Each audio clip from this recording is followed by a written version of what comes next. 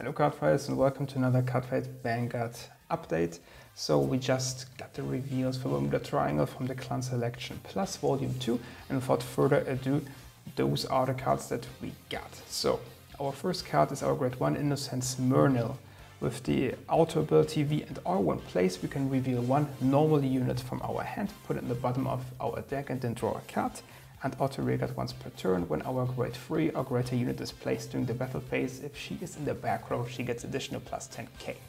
Our grade 2 is Noah Fixer Hilda with the continuous reguard. If we have a grade 3 or greater Vanguard, she gets boost and auto reguard once per turn.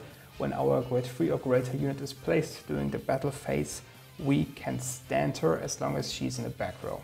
And for our grade 4, we have Legendary PR-ISM-Duo Nectaria, with two abilities: act from hand, bind her, search a deck up for one normal unit, bind it as well, which is a hard once per turn, and then continuously Vanguard and reguard during your turn. If you have a card with the same card name, so another Nectaria in your bind zone, she gets plus 10k. And if Nectaria is on Vanguard Circle, she gets one critical and plus 1 drive.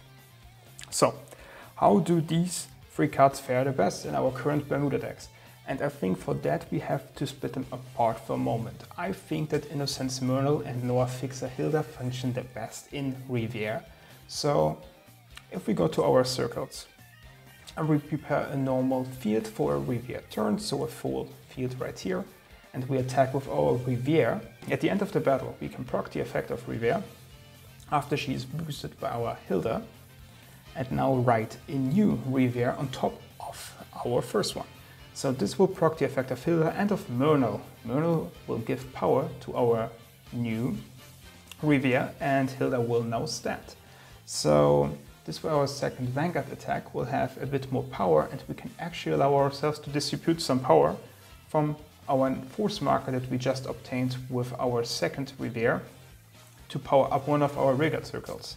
So the new Riviera deck could look something like our normal Riviera right chain, with Marianne and Ines as support cards, of course our Hilda and our Myrnil, and the rest is pretty much filled with grade 1 draw or counter charge options that you like. Of course Sedna to reliably look for our Riviera, and if slots are still empty and you don't want to play for Ines, you can always play Lieselotte, because that's an awesome addition for Bermuda decks.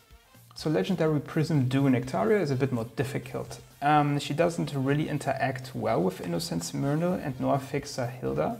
If you really want to make it work, then the only way that I see is in a Highlander deck with the addition of Reindeer. But I have to give a disclaimer.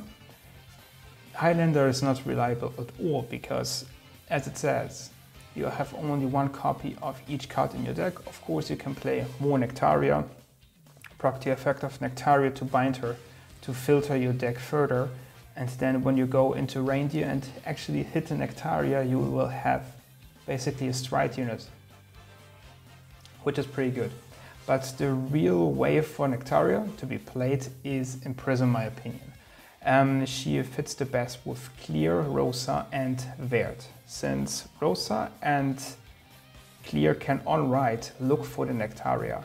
You can discard the Nectaria, or you can bind the Nectaria to search for the Rosa, bind the Rosa as well. And then when you write the Verd, now when we assume that our opponent is also in grade 3, you can attack with your reguard columns first, and then with the Verd, counter +1, bounce your front row, and now superior code the Rosa and the Nectaria, which was easily set up, which will proc the Rosa's effect to buff our front row by plus 10k, and our Nectaria will be a 34k attacker if we were lucky enough to find actually 2 copies of her. This is incredibly good in my opinion, since Prism was a strong deck to begin with. It was just extremely inconsistent, since setting up the bind zone was very difficult, and sometimes you had iffy situations where you did not have the right units. You had no Rosa in your bind zone, or just one unit. But Nectaria fixes this problem entirely. Even if you don't have a second Nectaria in your bind zone, you will still be a 24k attacker, which is just very good. And besides that, Prism can also not get damage denied anymore, since you can now just write the Nectaria sit on a comfortable 14k base, and from there on just swing with 24k without force markers, triple drive and a crit for free. So in my opinion, this is a huge buff for Prism.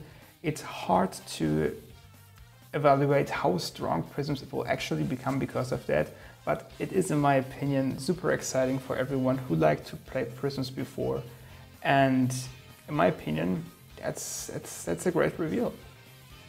If I missed something, please leave a comment down below, and I hope you enjoyed it and it was a comfortable update for you, and that's all I had to say.